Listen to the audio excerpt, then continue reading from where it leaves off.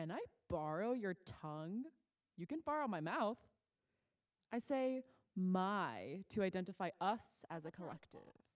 Collectively invested in this experience, collecting a panoramic proof that this is really happening.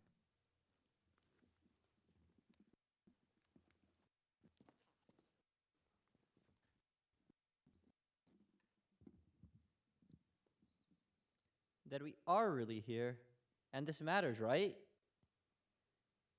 Tonight you are going to be putting words in my mouth. They aren't your words, but they are coming out of your mouth. They are my words being put into my mouth. But perhaps you're releasing the words while they chatter between your teeth. Rest on your lips and lick the roof of your mouth on the way out.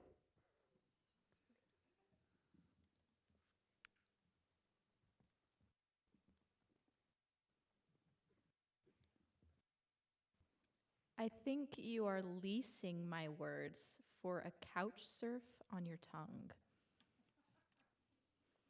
Welcome to Lesson 2 of An Absurd Science of the Emotional Caliber, taught to you by your own tongue. Today, we pick apart knowing that you do not know. We coin this term Anti-gnosticism. Pronunciation, an, a before vowel, tea, a drink with jam and bread, nas, the rapper. Also, on an unrelated note, the name of Fees X, ta, you were going to say, I think we need to break up, but they started crying at ta. Cis, not the folks who are comfortable in their own skin, the beginning of scissoring. The sound you make when you are snapping hard at your first ever Andrea Gibson slam.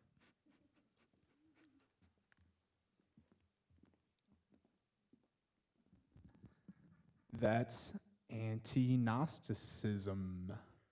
Anti-gnosticism is the step-parent of agnosticism. Agnosticism, you just don't know. Anti-gnosticism, you know that you just don't know, even though sometimes it's awfully blissful to forget.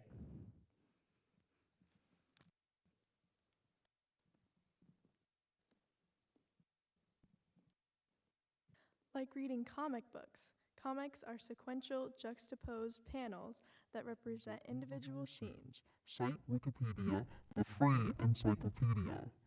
In a aforementioned sense, they are a visual Representation of an infant's play of peekaboo. Allow me to explain.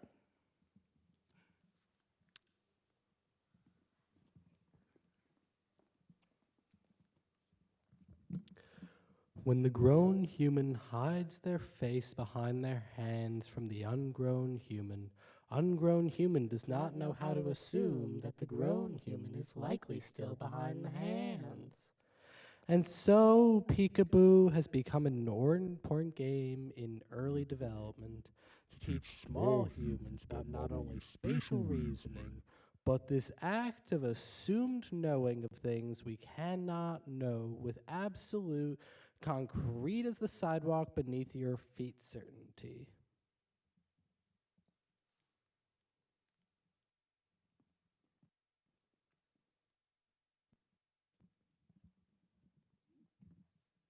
This type of assumed knowing is the same strategy for understanding comics. Comics assume a lot of you.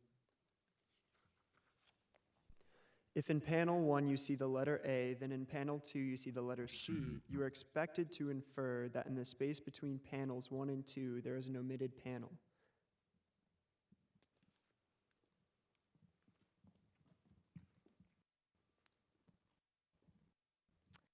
That contains B. You are not expected to assume that the alphabet has changed since you started this comic book, that B no longer exists, and the game is now Ingo, and your favorite childhood TV show is now lovingly referred to as Blue's Clues.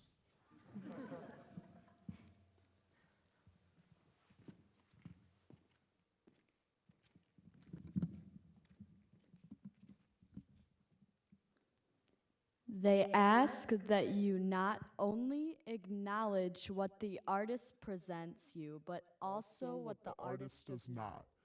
You are made to infer what happens in the space between frames. It is a knowledge impressioned upon you. Riddle me this. You are reading a different comic. There are two panels. In the first, Holly is holding a gun.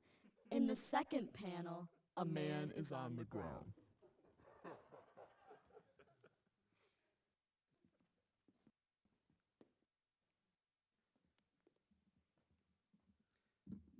You have no proof that Holly shot the man on the ground, but in this comic, you know you were supposed to know that. But do you ever spend time thinking about knowing that you do not know for 100% certain? Between the panels, perhaps Holly, with the gun, pulled the trigger. Psych, it was a toy gun with a flag that said bang.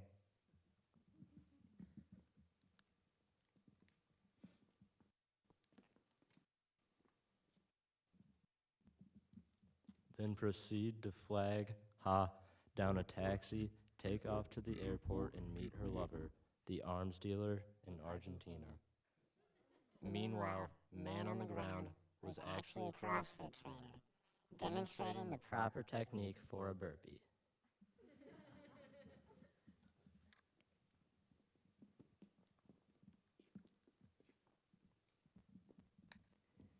You don't know. This conditioned act of assuming, an act of entitlement of non-collectible knowledge, is the breeding ground of anti-gnosticism. Anti-gnosticism.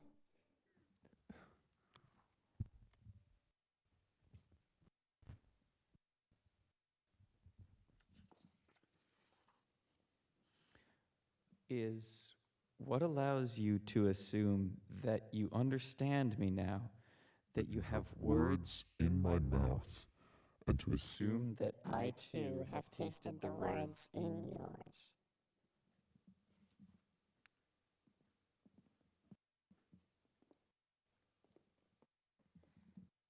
Tell me a secret or tell me a regret. It's not really you saying it. It's me saying it. Come on, it's coming out of my mouth.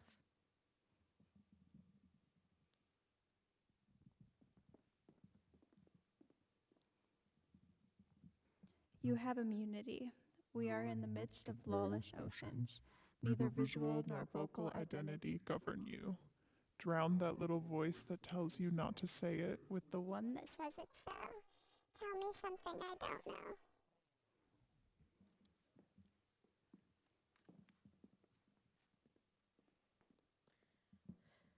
Tell me your arrangement of words I haven't tasted. Anchor your words to me instead of you. You are putting words in my mouth.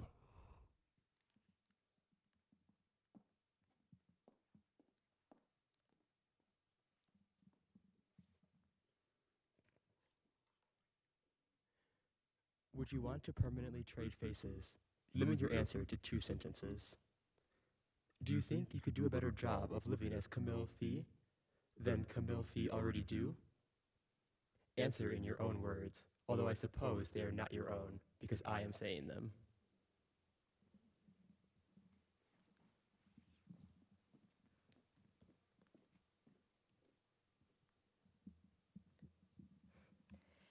Anti-gnosticism is the reason for an absurd science of emotional caliber. Because emotions and their glossary are absurd in their assumption that we have a collective experience. You are putting words in my mouth to illustrate the incompleteness of the dictionary. To acknowledge that although the definition of the word is the same for both of us, everything surrounding it is not. Thank you for letting me put words in your mouth.